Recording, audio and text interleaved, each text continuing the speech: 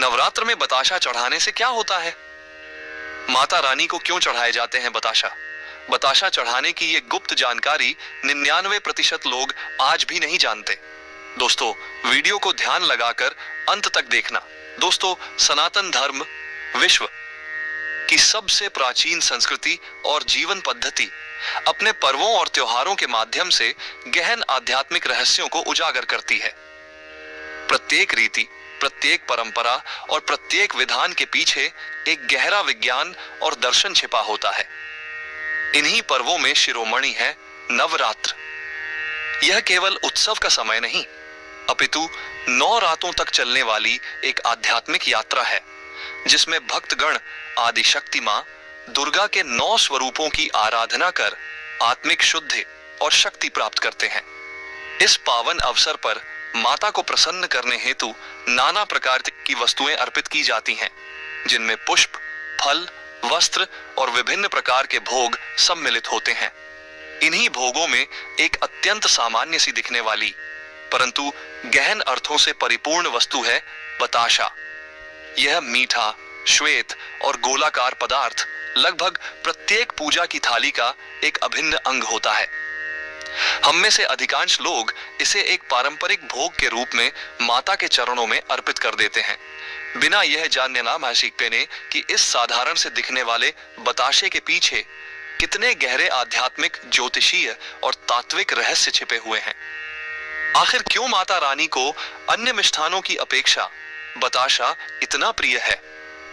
इसे चढ़ाने से वास्तव में क्या फल प्राप्त होता है, और वह कौन सी गुप्त जानकारी है जो इस सामान्य सी परंपरा को एक शक्तिशाली अनुष्ठान में परिवर्तित कर देती है? इस वीडियो में हम इसी रहस्य से पर्दा उठाएंगे। हम जानेंगे कि बताशे का श्वेत रंग, उसकी मिठास और उसकी खोखली संरचना हमारे जीवन और साधना पर किस प्रकार प्रभाव डालती है।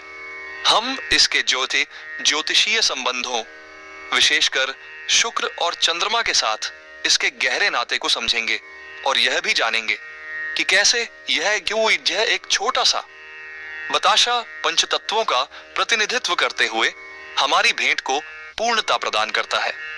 यह वीडियो आपको उस गुप्त ज्ञान से परिचित कराएगा जो साधारणतया प्रकट नहीं किया जाता, ताकि अगली बार जब आप श्रद्धा से माता के समक्ष बताशे का भोग लगाएं, तो आप केवल एक मिष्ठान नहीं, बल्कि संपूर्ण ब्रह्मांड का सार और अपनी पवित्र कामनाओं को उनके श्री चरणों में समर्पित कर सकें।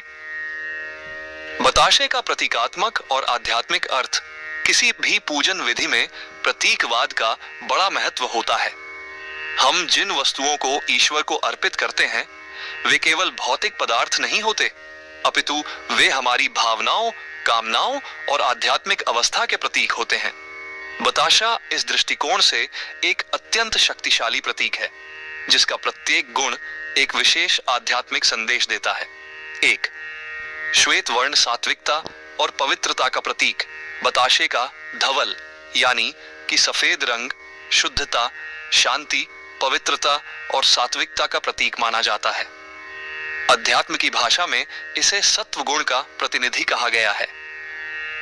जब हम माता को श्वेत वर्ण का बताशा अर्पित करते हैं, तो हम उनसे प्रार्थना करते हैं कि वे हमारे मन, वचन और कर्म से रजस और तमस गुणों के प्रभाव को मिटाकर सत्व गुण की वृद्धि करें।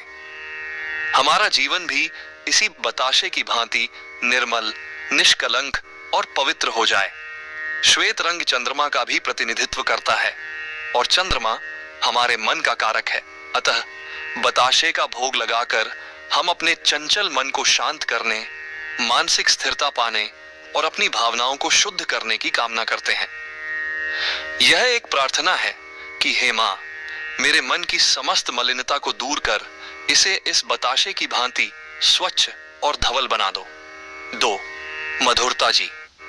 जीवन में मिठास और मधुर संबंधों की कामना। बताशे का स्वाभाविक गुण है उसकी मिठास। जीवन में मधुरता का होना अत्यंत आवश्यक है। यह मधुरता केवल खान पान तक सीमित नहीं, अपितु हमारी वाणी में, हमारे व्यवहार में और हमारे संबंधों में भी होनी चाहिए। जब हम माता रानी को यह मीठा बताशा भोग लगाते हैं तो हम उनसे अपने जीवन के हर पक्ष में मिठास घोलने की प्रार्थना करते हैं। हम कामना करते हैं कि हमारी वाणी से कभी किसी के लिए कटु शब्द न निकलें, हमारे संबंध अपने परिवार और समाज के साथ मधुर बने और जीवन की कड़वाहट समाप्त होकर उसमें आनंद और प्रेम का रस घुल जाए। यह एक प्रतीकात्मक निवेदन है कि जिस प्रकार यह बताशा मुख में घुलते ही मिठास का अनुभव कराता है, उसी प्रकार हमारा जीवन भी दूसरों के लिए और स्वयं अपने लिए आनंद और मधुरता का स्रोत बने। 3. गोलाकार आकृति पूर्णता और ब्रह्मांड का प्रतीक। बताशे की गोलाकार आकृति पूर्णता का प्रतीक है। वृत्त या गोला एक ऐसी आकृति है जिसका न कोई आदि है और न कोई अंत। यह अनंत ब्रह्मांड, काल चक्र और जीवन चक्र का प्रतिनिधित्व करता है। जब हम गोलाकार बताशा माता को चढ़ाते हैं तो हम यह स्वीकार करते हैं कि वे ही इस संपूर्ण ब्रह्मांड की केंद्र हैं, वे ही आदि और अंत हैं और हम उन्हीं की विराट रचना का एक अंश हैं। यह समर्पण का भाव है जहां भक्त स्वयं को उस विराट चेतना में विलीन कर देता है। यह हमारी कामना का भी प्रतीक है कि हमारा जीवन भी इसी गोले की भांति हर प्रकार से पूर्ण हो, उसमें कोई अभाव या अधूरापन न रहे। हम धर्म, अर्थ, काम और मोक्ष, इन चारों पुरुषार्थों को प्राप्त कर जीवन में समग्रता और पूर्णता का अनुभव करें। 4. खोखली संरचना अहंकार शून्यता का सर्वोच्च प्रतीक। बताशे का सबसे गहन और महत्वपूर्ण आध्यात्मिक रहस्य उसकी खोखली संरचना में छिपा है। बाहर से ठोस दिखने वाला बताशा भीतर से खोखला और हल्का होता है। यह अहंकार की शून्यता का सबसे बड़ा प्रतीक है। ईश्वर की प्राप्ति में सबसे बड़ी बाधा हमारा अहंकार, हमारा मैं ही होता है। बताशे को अर्पित करके हम माता से प्रार्थना करते हैं कि हे जननी, जिस प्रकार यह बताशा भीतर से खोखला है, उसी प्रकार तुम हमारे भीतर से भी अहंकार और दंभ को निकालकर हमें खोखला कर दो, ताकि उस रिक्त स्थान में तुम्हारी भक्ति, तुम्हारा प्रेम और तुम्हारी कृपा भर सके। ईश्वर उसी पात्र में अपनी कृपा भरते हैं जो खाली हो। यह भोग हमें सिखाता है कि भक्ति के मार्ग पर आगे बढ़ने के लिए स्वयं को ज्ञान, पद या धन के अहंकार से मुक्त करना और एक बच्चे की भांति सरल और निर्मल बनना आवश्यक है। इसका हल्कापन हमें यह भी संदेश देता है कि हमें अपने पापों और बुरे कर्मों के बोझ को उतारकर हल्का होना है, ताकि हम आध्यात्मिक उड़ान भर सकें। इस प्रकार एक साधारण सा बताशा केवल चीनी से बना एक मिष्ठान नहीं, बल्कि पवित्रता, मधुरता, पूर्णता और अहंकार शून्यता का एक संपूर्ण आध्यात्मिक दर्शन है। बताशे का ज्योतिषीय और ग्रहों से संबंध। वैदिक ज्योतिष के अनुसार हमारे जीवन की प्रत्येक घटना और परिस्थिति ग्रहों की चाल से प्रभावित होती है। हम जो भोजन करते हैं, जो वस्त्र पहनते हैं और जो वस्तुएं पूजा में उपयोग करते हैं, उन सभी का किसी न किसी ग्रह से संबंध होता है। बताशा ज्योतिषीय दृष्टिकोण से दो अत्यंत महत्वपूर्ण ग्रहों, शुक्र और चंद्रमा, को सीधे तौर पर प्रभावित करने की क्षमता रखता है। 1. शुक्र ग्रह से संबंध। भौतिक सुख और समृद्धि का कारक। ज्योतिष शास्त्र में शुक्र ग्रह को भौतिक सुख, समृद्धि, धन, वैभव, प्रेम, विवाह, सौंदर्य और कला का कारक माना गया है। जीवन में यदि सुख सुविधाओं की कमी हो, वैवाहिक जीवन में कलह हो या धन का अभाव हो, तो माना जाता है कि कुंडली में शुक्र ग्रह की स्थिति कमजोर है। बताशे का मुख्य घटक है शक्कर या चीनी, और शक्कर का सीधा संबंध शुक्र ग्रह से होता है। नवरात्र के दौरान, विशेषकर शुक्रवार के दिन, माता लक्ष्मी या दुर्गा जी को बताशे का भोग लगाने से कुंडली में शुक्र ग्रह को बल मिलता है। यह एक प्रकार का ज्योतिषीय उपाय है। जब हम शुक्र की वस्तु यानी शक्कर से बना बताशा जगत जननी को अर्पित करते हैं, तो शुक्र ग्रह का नकारात्मक प्रभाव शांत होता है और सकारात्मक प्रभाव में वृद्धि होती है। इसके फलस्वरूप व्यक्ति के जीवन में धन धान्य की वृद्धि होती है, भौतिक सुखों की प्राप्ति होती है, और यदि वैवाहिक जीवन में कोई समस्या चल रही हो तो उसमें भी मधुरता आती है। यह भोग व्यक्ति के आकर्षण और सौंदर्य में भी वृद्धि करने वाला माना जाता है। संक्षेप में, माता को बताशा अर्पित करना शुक्र ग्रह को प्रसन्न कर जीवन में हर प्रकार के ऐश्वर्य और सुख को आकर्षित करने का एक सरल किंतु अचूक उपाय है। 2. चंद्र ग्रह से संबंध। मानसिक शांति और भावनात्मक संतुलन का कारक। चंद्रमा को ज्योतिष में मन, माता, भावनाएं, कल्पनाशीलता और तरलता का कारक माना गया है। यदि किसी व्यक्ति का चंद्रमा कमजोर या पीड़ित हो तो वह मानसिक रूप से अशांत रहता है। उसे घबराहट, बेचैनी, अवसाद और अनिद्रा जैसी समस्याओं का सामना करना पड़ता है। भावनाओं में अपने अत्यधिक उतार चढ़ाव बना रहता है और निर्णय लेने की क्षमता कमजोर हो जाती है। जैसा कि हमने पहले भी चर्चा की, बताशे का श्वेत रंग सीधे तौर पर चंद्रमा से संबंधित है। चंद्रमा को दूध, चावल, चीनी और अन्य सफेद वस्तुएं प्रिय हैं। जब हम माता को सफेद बताशे का भोग लगाते हैं तो यह चंद्रमा को बल प्रदान करता है। यह हमारे मन को शांत करने, भावनाओं को संतुलित करने और मानसिक स्थिरता प्रदान करने में सहायक होता है। जिन लोगों को बहुत अधिक क्रोध आता है या जो बहुत भावुक होते हैं, उनके लिए यह भोजन उगे अफादे से एक औषधि की तरह कार्य करता है।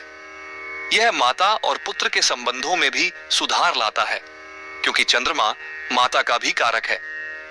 यह हमारी कल्पना शक्ति को सकारात्मक दिशा देता है और मन में चल रही व्यर्थ की उथल पुथल को शांत करता है। 3. शुक्र और चंद्र का संयुक्त प्रभाव।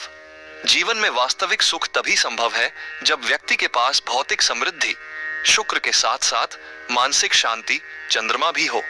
एक के बिना दूसरा अधूरा है। बताशा एक ऐसा अद्भुत भोग है जो एक ही समय में शुक्र और चंद्र दोनों ग्रहों को साधता है।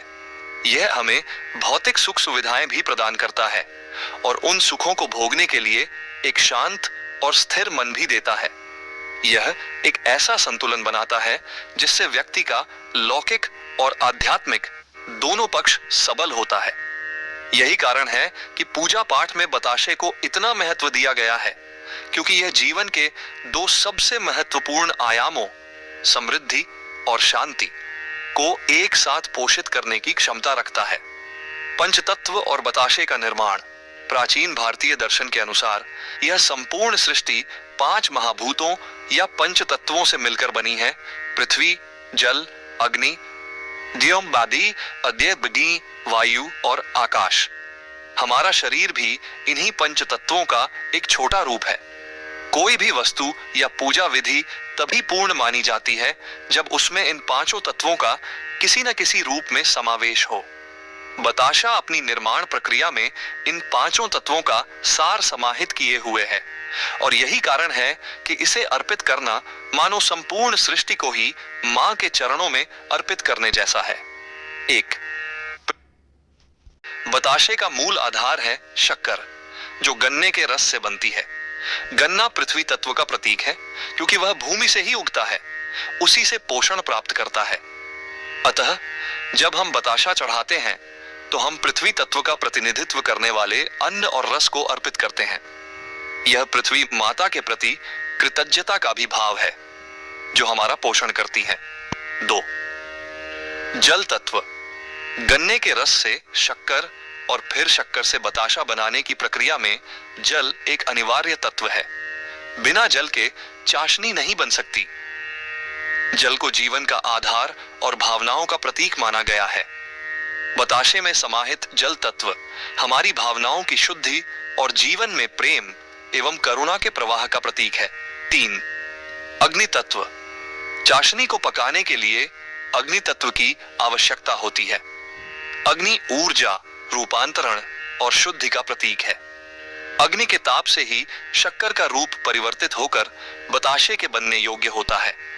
यह इस बात का प्रतीक है कि हम अपनी इच्छाओं, कामनाओं और नकारात्मक प्रवृत्तियों को ज्ञान और तप की अग्नि में तपाकर शुद्ध करना चाहते हैं, ताकि हम ईश्वर की कृपा के पात्र बन सकें। 4. वायु तत्व। जब पकी हुई चाशनी को सांचों में ढाला जाता है तो उसके भीतर वायु के बुलबुले ही उसे खोखला और हल्का बनाते हैं। बताशे का हल्कापन और उसकी खोखली संरचना वायु तत्व के कारण ही संभव है। वायु गति, विचार और प्राण का प्रतीक है। यह हमारे अहंकार रहित होने और विचारों की शुद्धता का प्रतिनिधित्व करता है। 5. आकाश तत्व। आकाश तत्व का अर्थ है अब्बास सांत्व का अर्थ है रिक्त स्थान, शून्यता या विस्तार। बताशे के भीतर जो खोखलापन या खाली जगह होती है वही आकाश तत्व का प्रतीक है। यह परम शून्यता, अहंकार की समाप्ति और विराट चेतना के लिए स्थान बनाने का प्रतीक है। आकाश सभी तत्वों में सबसे सूक्ष्म है और अन्य सभी तत्वों को स्थान प्रदान करता है। बताशे का यह गुण हमें सिखाता है कि हमें भी अपने भीतर आकाश जैसा विस्तार लाना चाहिए।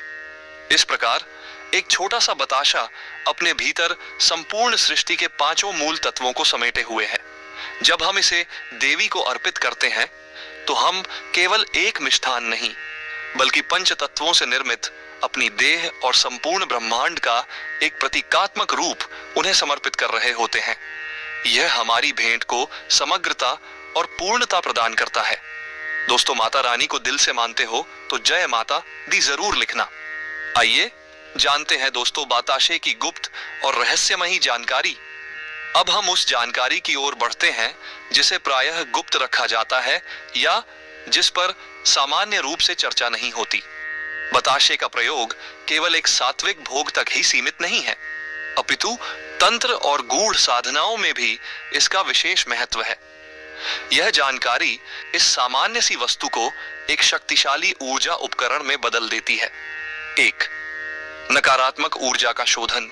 बताशे की सात्विक प्रकृति और उसकी संरचना में ऐसी क्षमता होती है कि वह अपने आसपास की नकारात्मक ऊर्जा को सोख लेता है।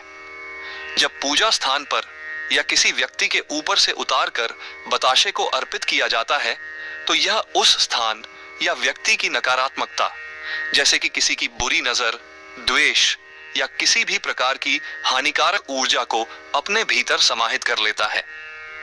बाद में जब इस बताशे को जल में प्रवाहित कर दिया जाता है या पीपल के पेड़ के नीचे रख दिया जाता है तो वह नकारात्मक ऊर्जा भी उसके साथ ही चली जाती है।